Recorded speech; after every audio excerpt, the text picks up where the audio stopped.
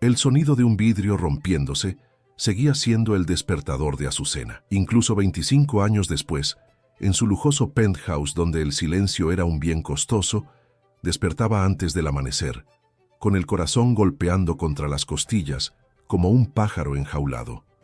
Miró hacia el lado. Juan dormía, una silueta de paz que ella sentía no merecer. En los otros cuartos, Ruby y Pedro eran extraños que compartían su ADN, pero no su tiempo. Azucena se levantó y fue hasta el espejo. La abogada implacable estaba allí, pero detrás de las ojeras maquilladas todavía veía a la niña de 8 años. Cerró los ojos y por un instante, el olor del perfume caro de su suite fue reemplazado por el olor de la levadura y la harina de trigo. En la infancia, Azucena era pobre, sí, pero la pobreza no tenía el sabor amargo que adquiriría después. Vivían en una casa pequeña, donde las paredes descascaradas estaban cubiertas de dibujos que ella y Mateo hacían. El padre, un hombre de manos ásperas y risa fácil, trabajaba como ayudante de carga, un empleo que pagaba poco, pero que ejercía con una dignidad inquebrantable. Su madre, María, era el sol de aquella casa. Pasaba las mañanas amasando pan. Azucena y Mateo, gemelos inseparables, despertaban con el sonido rítmico de las manos de María golpeando la mesa de madera.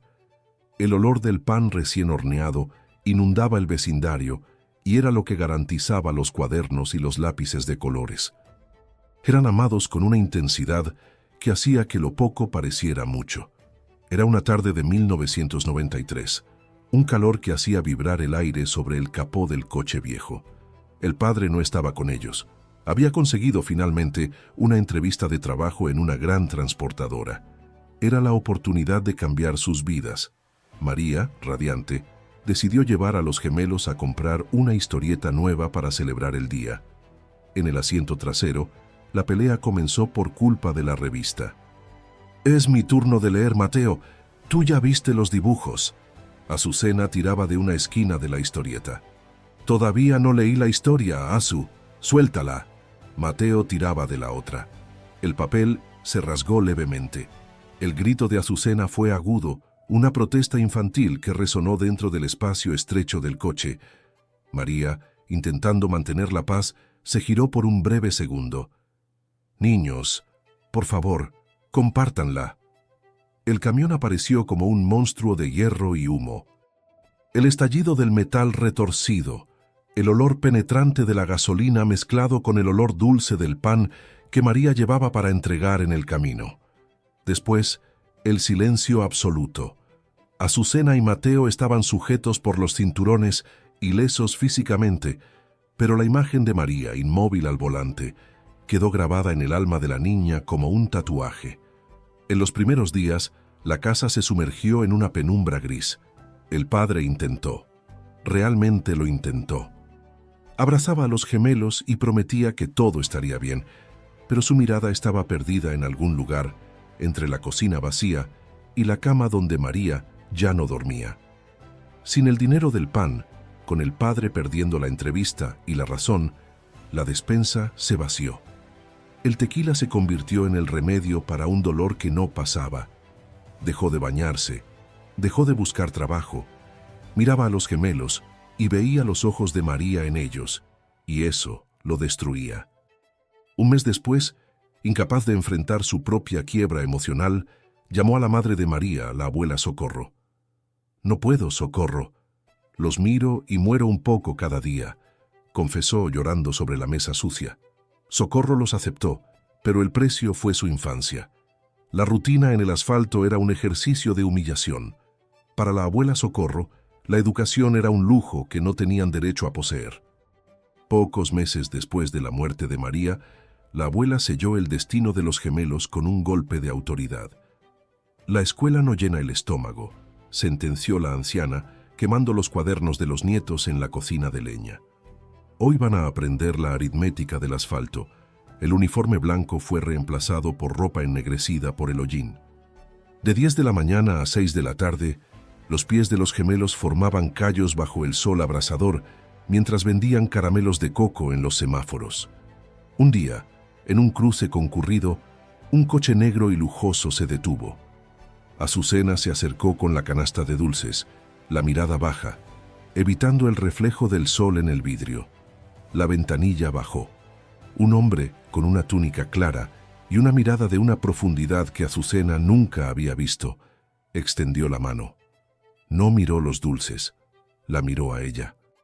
«Toma, pequeña», dijo entregándole un billete que pagaba todos los dulces de la canasta. «Pero no es por los dulces. Es para que sepas que, incluso en el desierto, existe una fuente. Nunca estás sola, Azucena». Ella se paralizó. ¿Cómo sabía su nombre? Antes de que pudiera preguntar, el semáforo cambió y el coche se fue, dejando en el aire un aroma de lirios que dominó el olor del humo de los camiones por unos minutos. Guardó el billete en la zapatilla, sintiendo un calor extraño en el pecho, pero su mente lógica, moldeada por el dolor, pronto descartó el evento. Solo fue un loco caritativo, pensó. El señor Ricardo, un vecino profesor jubilado, observaba la escena con el corazón roto.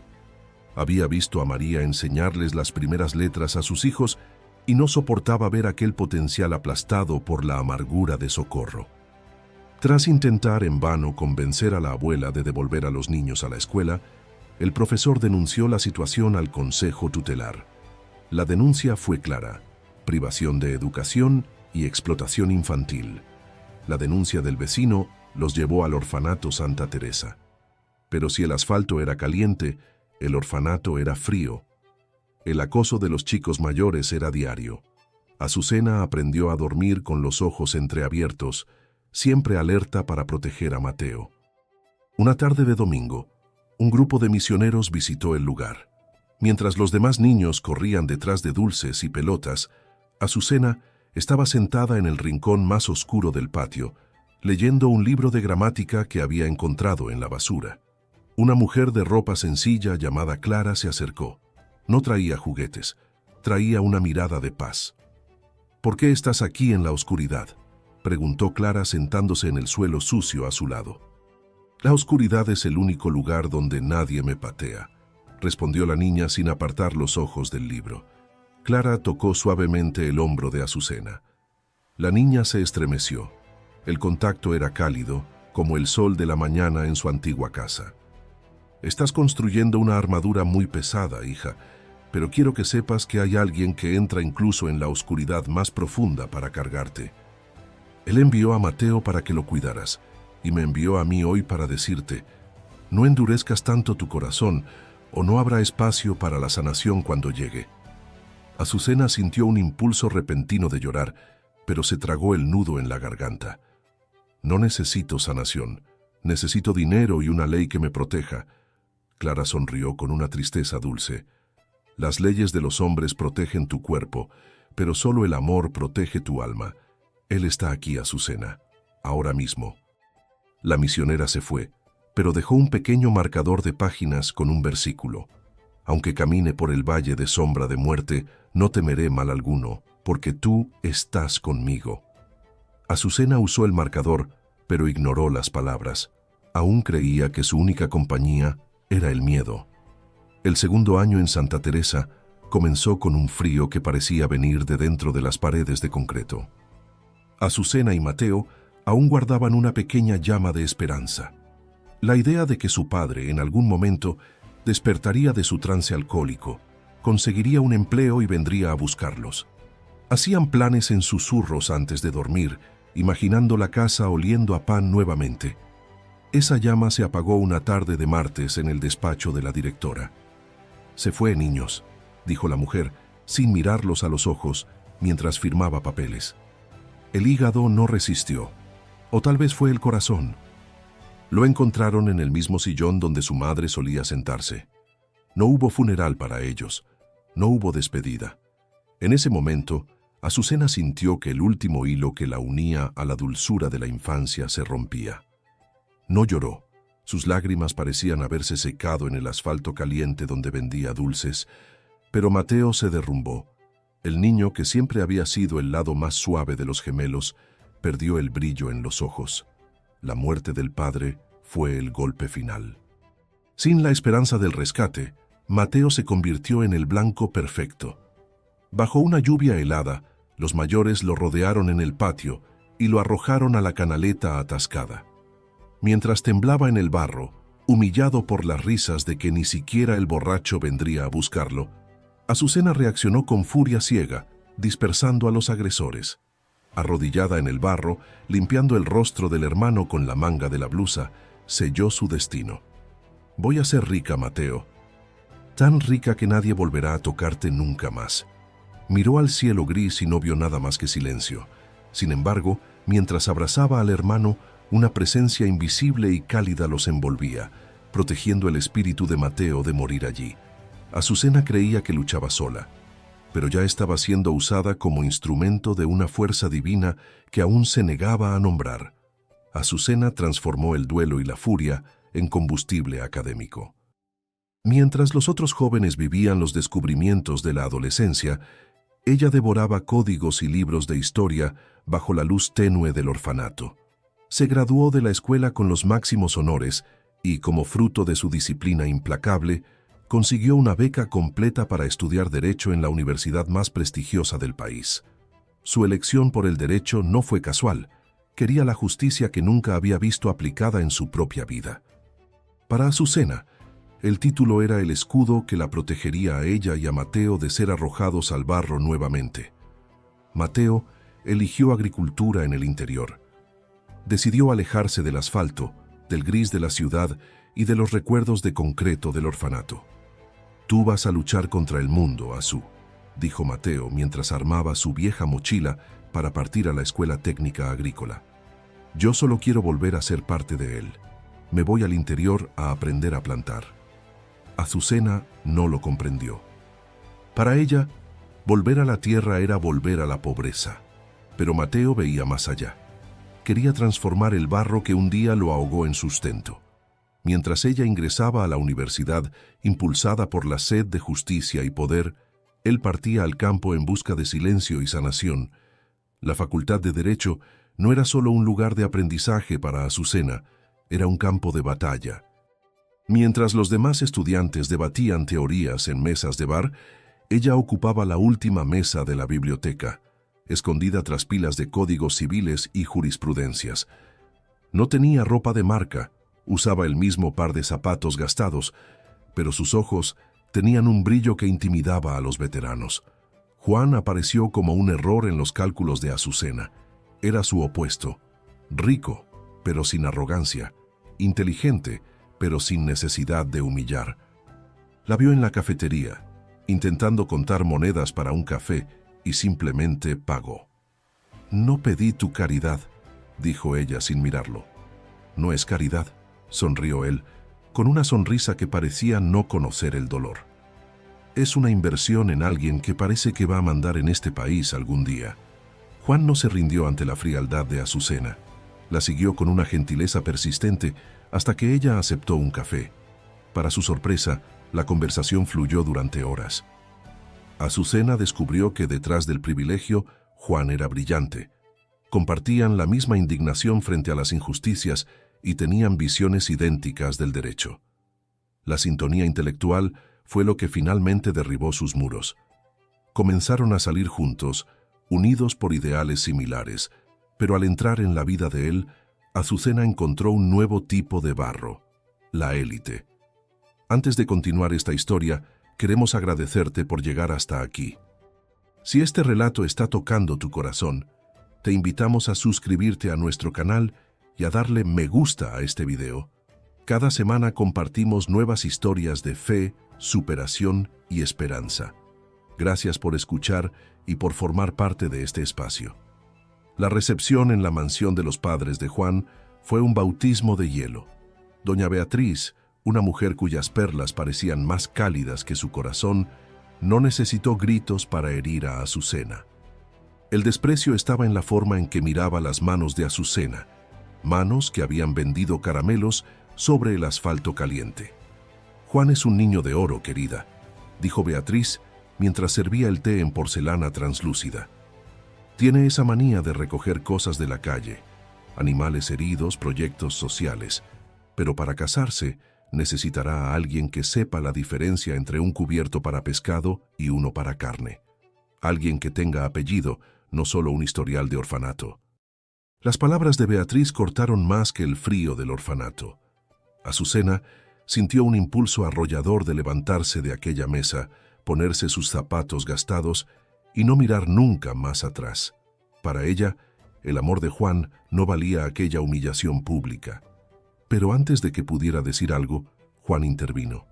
Tomó la mano de Azucena frente a su madre y miró a Beatriz con una firmeza que ella nunca había visto. «Basta, madre. No me importan los cubiertos de pescado, los apellidos ni lo que tu élite considera refinamiento. Amo a Azucena. Ella es la mujer de mi vida, la persona más fuerte e inteligente que he conocido.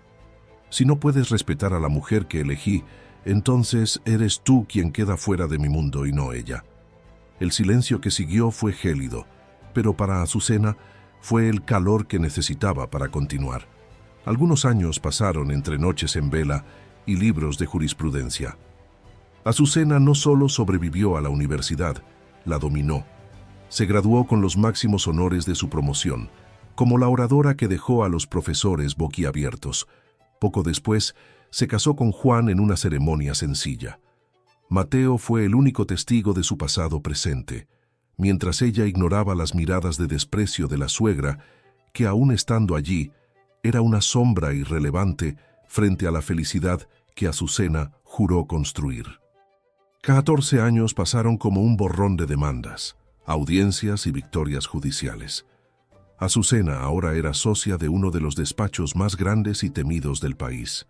Su automóvil, lujoso, costaba más que toda la casa de la abuela Socorro, pero el aislamiento dentro de él era aún mayor que el de la acera del semáforo. La familia que ella y Juan habían construido debía ser su santuario, pero se había convertido en otro proyecto a gestionar. Ruby nació en el primer año de matrimonio. 4 años después llegó Pedro. Al principio hubo una felicidad genuina, un alivio por haber vencido a la vida. Sin embargo, los dolores del pasado nunca cicatrizaron, solo fueron cubiertos por ropa de marca. Azucena nunca se recuperó realmente del hambre, del frío ni de la humillación del orfanato. Dentro de ella, la niña de 8 años seguía gritando, aterrada ante la posibilidad de perderlo todo. Ese miedo a la pobreza se volvió una obsesión. Pasó a creer que la única forma de proteger a sus hijos era acumulando riqueza, y para eso el trabajo debía ir primero. Su presencia en casa se volvió rara. Cambió los besos de buenas noches por regalos caros. En el asiento trasero del coche, la tensión era ahora palpable. Ruby, con 13 años, usaba los auriculares al máximo volumen como una barrera contra la madre, ignorándola con un desprecio que Azucena reconocía, pero no sabía cómo combatir. Pedro, con 9 años, pateaba el respaldo repetidamente, una manifestación física de la irritación de quien extrañaba a una madre que estaba allí en cuerpo, pero cuya mente siempre estaba en algún proceso millonario. Iban a visitar a Mateo en el interior. El hermano de Azucena había seguido un camino que ella consideraba pequeño. Estudió agricultura y con la ayuda de un programa de incentivos compró una pequeña finca. Apenas el coche se detuvo, el silencio del campo fue roto por el sonido de puertas abriéndose y la risa franca de Mateo. No esperó a que Azucena bajara con elegancia. La atrajo hacia un abrazo de oso, manchando su caro lino con el polvo del camino. «Lucía, ven a ver», gritó Mateo hacia la casa. «Los niños están enormes». Lo que siguió durante las horas siguientes dejó a Azucena perpleja. Ruby, que en la ciudad pasaba los días encerrada en su habitación con luces violetas y auriculares, parecía otra persona. Mateo la llevó a conocer el huerto, y en pocos minutos la niña estaba descalza, con las manos manchadas de moras, riendo de las historias que el tío contaba sobre cuando eran pequeños. Pedro, el niño que vivía pateando el asiento del coche, estaba radiante. Seguía a Juan y a Mateo a todas partes, ayudando a dar agua a los animales y jugando con una pelota desinflada en medio del pasto. Azucena observaba desde la galería, sintiéndose una extraña en el nido. Veía a Juan, su marido, el hombre que ella tantas veces consideraba demasiado blando para el mundo de los negocios, corriendo detrás de Pedro y de los hijos de Mateo, con la camisa desabotonada y el rostro sudado. Estaba feliz. Jugaba con una entrega que ella, en su búsqueda frenética de éxito, nunca supo ofrecer.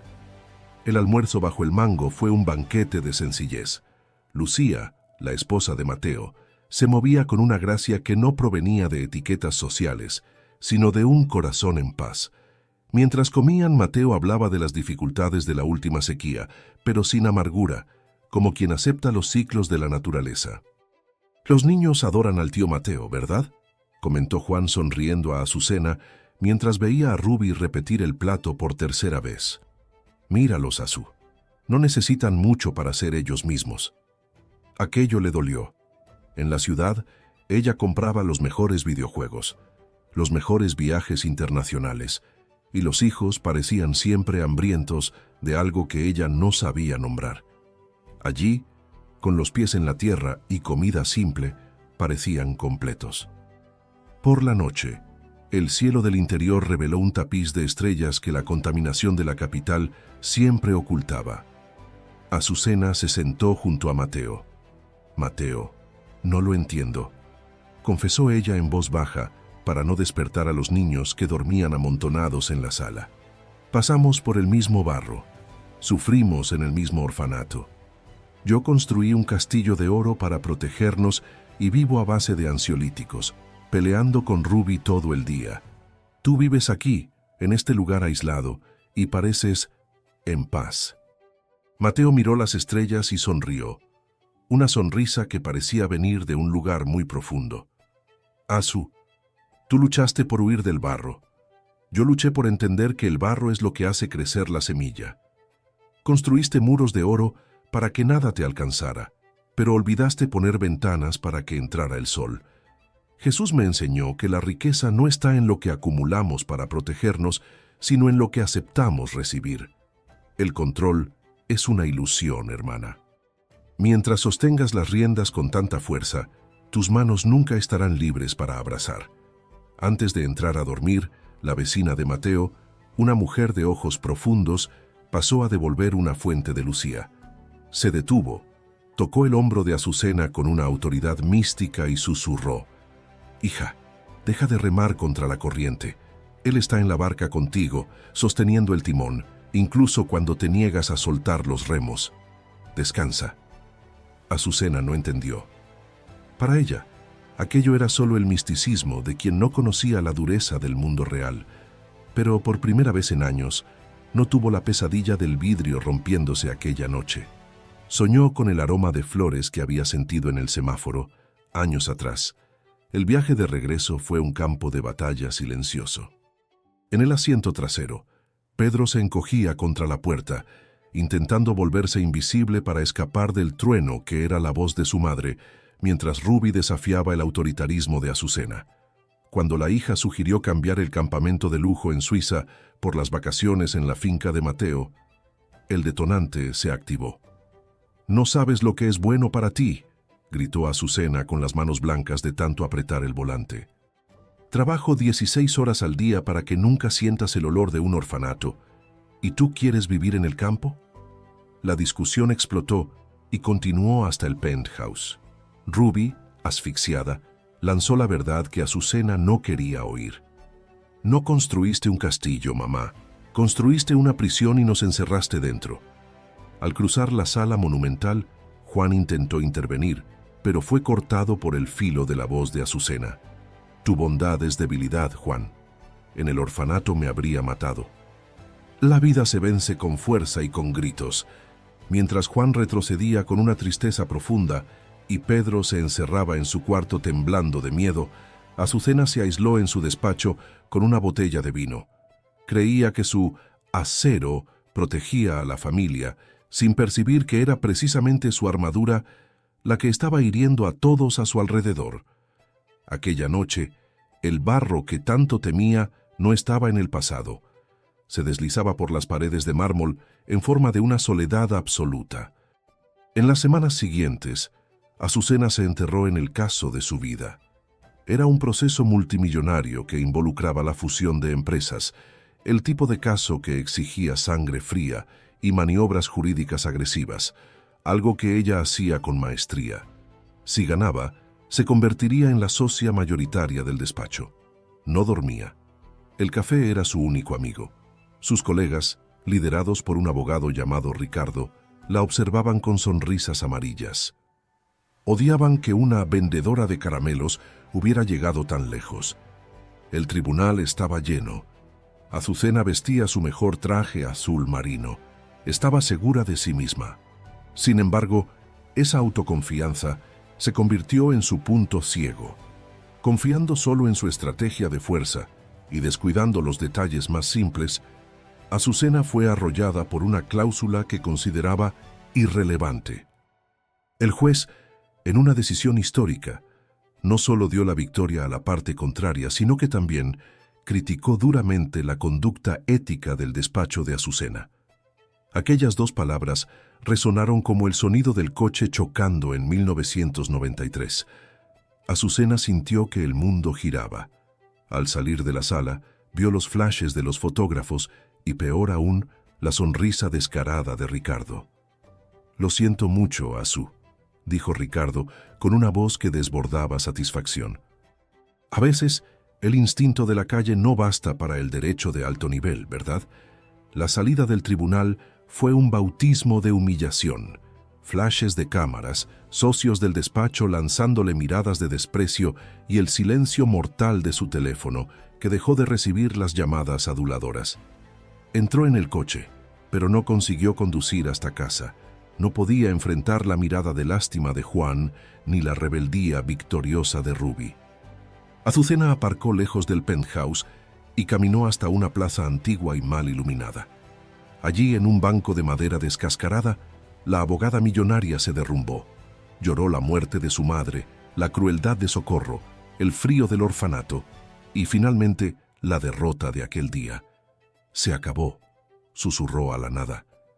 «Luché tanto para salir del barro, y el barro me alcanzó». Miró el asfalto mojado. El pensamiento de rendirse, de caminar hasta el viaducto cercano, se volvió súbitamente tentador. El silencio de la muerte parecía mejor que el ruido de su fracaso. Fue entonces cuando el olor la alcanzó. No era un buen olor, era un hedor fuerte a sudor, basura y abandono. Un hombre se sentó en el otro extremo del banco. Vestía harapos, tenía la barba enmarañada y cargaba una bolsa de plástico con latas. Azucena sintió asco. Se encogió, apretando su bolso de marca contra el cuerpo. «Por favor, no tengo cambio», dijo con voz áspera. El peso de cargar el mundo sobre los hombros es agotador, ¿no? La voz del hombre era profunda y tranquila y no combinaba con su apariencia.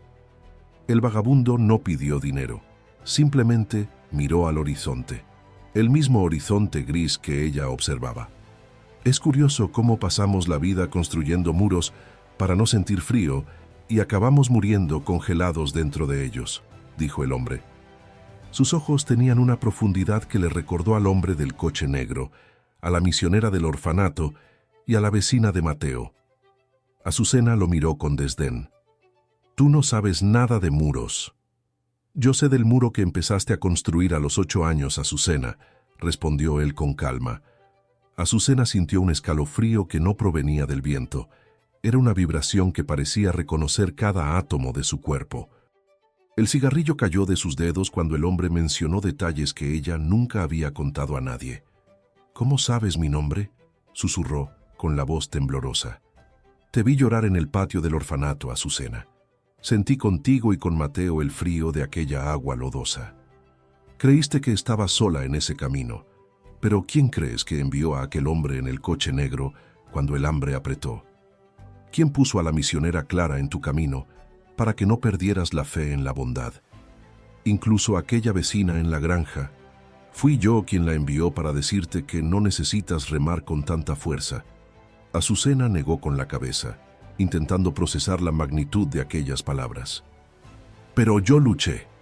Estudié hasta que me sangraron los ojos, tragué humillaciones de la élite para llegar a la cima. Y cada peldaño que subiste era mi mano la que te sostenía. Construiste muros de oro para protegerte del barro, pero olvidaste que es en el barro donde brota la vida. Mira a tu hermano Azú. El hombre señaló al vacío, y en la mente de Azucena, la imagen de Mateo en la granja surgió con una claridad sobrenatural. Él no es feliz porque tenga poco. Es feliz porque aceptó que no controla nada. Mientras tú usas tu poder para aplastar adversarios, Mateo usa su fuerza para levantar al prójimo, para alimentar al hambriento, para cuidar la tierra. Él entendió que la riqueza no está en lo que acumulas para ti, sino en cuánto de ti eres capaz de dar. Azucena bajó el rostro, avergonzada. Tengo tanto miedo de volver a ser pobre, de no ser nadie. Lo sé. Pero escucha bien, la sanación no ocurre de la noche a la mañana. Las cicatrices del orfanato siguen ahí, y el miedo no desaparecerá con un chasquido de dedos. Pero ya no necesitas temer ser nadie, porque eres mi hija. A partir de ahora, en cada audiencia, en cada pelea con Ruby, en cada momento de soledad, yo estaré allí. Ya no necesitas ser el acero de la familia, Azucena. Puedes ser simplemente humana. Déjame sostener el timón un poco. El silencio que siguió no estaba vacío. Estaba lleno de una comprensión que Azucena nunca había tenido. Sintió, por primera vez, que la armadura que había cargado durante décadas no era su protección, sino su mayor peso. ¿Qué hago ahora?, preguntó, con el corazón en carne viva. Vuelve a casa, no como la socia implacable, sino como la mujer que necesita un abrazo. La justicia que buscas no está en los libros, está en el perdón que aún no te has dado. Comenzó a llorar. No el llanto contenido de una abogada, sino el llanto desesperado de la niña del semáforo. Cuando finalmente se limpió los ojos y miró a su lado para preguntar quién era, el banco estaba vacío. El olor a basura y sudor había desaparecido por completo. En su lugar, toda la plaza estaba impregnada de un perfume abrumador de lirios y rosas frescas, aunque era invierno y no había una sola flor en los canteros. Azucena permaneció sentada en el banco algunos minutos más, incluso después de que el vagabundo desapareciera. El perfume de flores era tan denso que parecía palpable, una caricia invisible sobre su rostro cansado. Miró sus propias manos. Ya no eran las manos de la abogada poderosa ni las manos sucias de la vendedora de caramelos. Eran simplemente manos humanas, listas para reconstruir. Caminó hasta el coche. El lujo del interior, que antes le daba seguridad, ahora parecía un escenario teatral. Condujo hacia casa, pero sin la prisa habitual.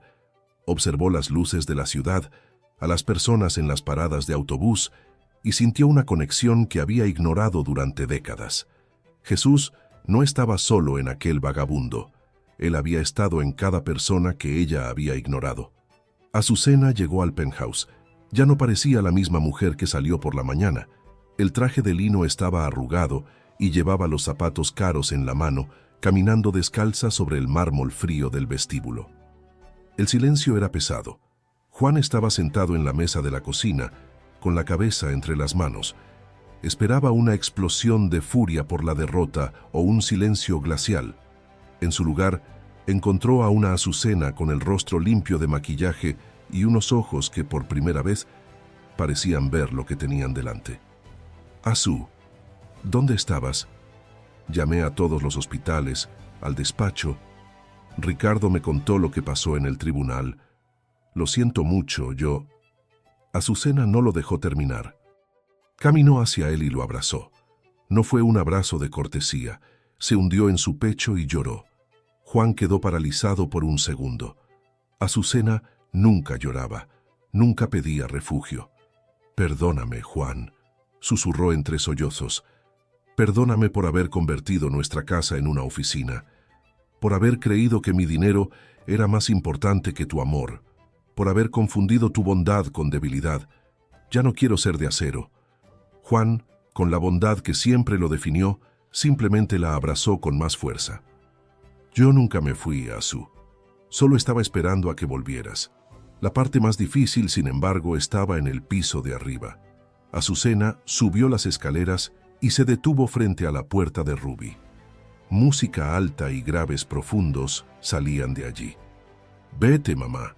Ya sé que me suspendieron. Guarda el sermón para mañana», gritó la niña. Azucena abrió la puerta. La habitación estaba oscura, iluminada solo por luces LED violetas. Ruby estaba acostada de espaldas. Azucena no encendió la luz. Se sentó en el borde de la cama. «No vine a darte un sermón, Ruby. Vine a contarte una historia». Ruby se giró, lista para una respuesta sarcástica, pero se detuvo al ver el estado de su madre. La vulnerabilidad de Azucena era algo que Ruby nunca había visto. «¿Sabías que yo vendía caramelos en el semáforo cuando tenía tu edad?», comenzó Azucena con voz tranquila. «Nunca te lo conté porque me daba vergüenza. Creía que, si sabías que venía del barro, no me respetarías. Pero la verdad es que me volví esta mujer dura, porque tuve miedo de que alguien te hiciera lo que me hicieron a mí y a tu tío en el orfanato». Durante la hora siguiente, Azucena lo contó todo. Habló de la abuela Socorro, del niño que arrojó a Mateo al barro y de la muerte de su madre. Contó sobre el vagabundo de la plaza y sobre cómo comprendió que Ruby no era rebelde por maldad, sino por soledad. «Construí muros de oro, hija», dijo Azucena, repitiendo las palabras de Mateo. «Pero olvidé poner ventanas para que vieras el sol. Fallé contigo intentando darte lo que yo no tuve, y olvidé darte lo que más necesité, presencia». Ruby permaneció en silencio largo rato. Las lágrimas corrían sobre el delineador negro. La armadura de la adolescente comenzó a derretirse. No abrazó a la madre de inmediato, pero extendió la mano y tocó el brazo de Azucena. «Hueles a flores, mamá», dijo Ruby confundida, «a jardín en medio de esta lluvia». Azucena sonrió, sintiendo la paz de Jesús inundar la habitación. «Es el olor de quien ya no está sola, Ruby. Nunca más». Para que la reconciliación familiar fuera completa, Azucena sabía que debía alcanzar el silencio de Pedro. Después de hablar con Ruby, fue al cuarto del hijo y lo encontró sentado en la cama, abrazando sus rodillas, con la mirada de quien espera un regaño en cualquier momento. Azucena se sentó en el suelo, junto a la cama, quedando a la altura del niño. «Pedro, mírame», pidió con dulzura. «Durante mucho tiempo creí que ser una buena madre era asegurar que tuvieras todo lo que el dinero puede comprar. Pensé que, si era dura, el mundo nunca te haría daño, pero terminé siendo la persona que más te asustó». Extendió la mano dudosa y tocó el rostro del niño. «Perdóname, hijo. Perdóname por haber sido tan dura, por traer el ruido de mis luchas a tu silencio. No soy de acero, Pedro. Solo soy tu madre, y aún estoy aprendiendo a no tener miedo». Pedro, que siempre retrocedía ante su autoridad, vio en ella una fragilidad que lo desarmó. No respondió con palabras, se lanzó a sus brazos, escondiendo el rostro en el cuello de su madre. En aquel abrazo apretado, Azucena sintió el nudo en su pecho deshacerse. Finalmente, comprendió lo que Jesús quiso decir. La mayor victoria de su vida no se había conquistado en un tribunal, sino allí, en el suelo de un dormitorio, recuperando el corazón del hijo que casi había perdido por el miedo. El cambio no fue instantáneo, como Jesús había dicho.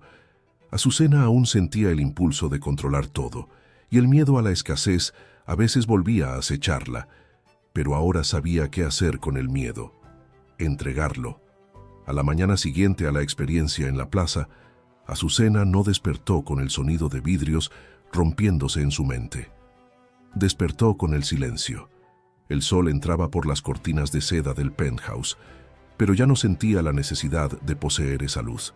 Simplemente la agradecía. Fue al despacho para lo que sería su último acto en la vida antigua. Ricardo y los otros socios ya estaban en la sala de reuniones, preparados para el funeral de su carrera. «Venimos a formalizar tu salida, Azucena», dijo Ricardo, deslizando un documento de rescisión. «Después del desastre de ayer, el nombre del despacho está en riesgo». Azucena lo miró. Antes habría usado cada palabra como un látigo. Ahora solo sintió una profunda tristeza por él. Pueden quedarse con las acciones. Pueden quedarse con el bono del caso Lumina si logran revertir la anulación, dijo con calma. No vine a pelear, vine a decir que renuncio a mi sociedad. El silencio en la sala fue absoluto. Ricardo parpadeó, confundido. ¿Te vas a la competencia? Voy a donde debería haber ido hace 20 años, respondió ella levantándose. Voy a defender a los niños que el sistema olvida, a los que nadie ve en los semáforos. Salió del edificio de vidrio llevando solo una caja de cartón con sus pertenencias. En el estacionamiento se detuvo y miró al cielo. Ya no llevaba el peso del mundo sobre los hombros. Por primera vez, era ligera. Doña Beatriz no supo del cambio hasta que Juan la invitó a cenar. La suegra llegó con su habitual aura de superioridad, lista para destilar veneno sobre la derrota humillante de la nuera en el tribunal. Supe que abandonaste tu carrera, Azucena. ¡Qué desperdicio de toda la inversión de Juan!, dijo Beatriz removiendo el café con desdén. Antes, Azucena habría respondido citando su saldo bancario. Esta vez, miró a Beatriz a los ojos con una dulzura que la desarmó. Beatriz, entiendo por qué me odias, dijo Azucena suavemente. Tuviste miedo de que una mujer sin nombre te quitara a tu hijo, pero no soy tu enemiga. Solo soy alguien que, como tú, quiere ser amada. Beatriz intentó encontrar una respuesta ácida, pero las palabras se le quedaron atrapadas. Azucena continuó. Te perdono por cada palabra dura, y te pido perdón por haber sido tan arrogante. No soy mejor que nadie por tener dinero, y tú no eres mejor que nadie por tener apellido. Somos solo dos mujeres que necesitan paz. Por primera vez en décadas, las perlas de Beatriz parecieron demasiado pesadas. Bajó la mirada. El muro de cristal de la suegra comenzó a resquebrajarse ante la única fuerza que no sabía combatir: la humildad. Algunos meses después, Azucena llevó a la familia de regreso a la granja de Mateo. Esta vez, Ruby no llevó auriculares. Llevaba cuadernos de dibujo. Pedro llevaba un balón de fútbol para jugar con los primos. Al ver a su hermano, Azucena ya no sintió aquella envidia oculta. Corrió y lo abrazó, manchando su vestido sencillo con la tierra que Mateo tanto amaba. «Lo entendí, Mateo», exclamó. «Entendí lo del barro». Pasaron la tarde ayudando en la cosecha. Azucena sintió el sol quemarle la espalda, la tierra entrar bajo sus uñas, y sonrió. Era el mismo trabajo que la abuela Socorro la obligaba a hacer, pero ahora no era esclavitud. Era comunión con la creación. Por la noche, alrededor de la fogata, Mateo leyó un pasaje de la Biblia. Ruby escuchaba con atención, haciendo preguntas sobre el orfanato. El trauma, que antes era un secreto vergonzoso, se había convertido en un puente de enseñanza. Jesús no nos saca de la tormenta, Ruby, explicó Azucena a su hija. Él camina sobre las aguas con nosotros. Yo intenté construir una barca sola, pero solo él sabe hacia dónde debe soplar el viento. Azucena abrió un despacho en una casa antigua, cerca del centro. El nombre en la placa era simple: Justicia y Esperanza. Atendía a familias pobres, niños huérfanos y mujeres que sufrían. Un día Ruby apareció en el despacho después de la escuela. «Mamá, ¿puedo ayudar a organizar los archivos?», preguntó la niña. «Quiero aprender cómo defiendes a estas personas». Azucena miró a su hija. La mirada rebelde de Ruby había sido reemplazada por un brillo de propósito. El ciclo de dolor de la abuela Socorro, de la madre muerta y del padre alcohólico había sido finalmente quebrado. El linaje de Azucena ya no estaría marcado por la sangre en el asfalto, sino por la luz en el tribunal. Al final de la tarde, cuando Azucena cerraba el despacho, volvió a sentir aquel perfume. No había flores cerca, solo el asfalto caliente de la ciudad. Sonrió al vacío, sabiendo que el vagabundo, su señor, seguía caminando a su lado. «Gracias», susurró, «por no haberme dejado nunca sola, incluso cuando yo no quería tu compañía. Gracias por quedarte hasta el final y escuchar esta historia. Si te sentiste identificado, te invitamos a suscribirte al canal y a dejar tu me gusta».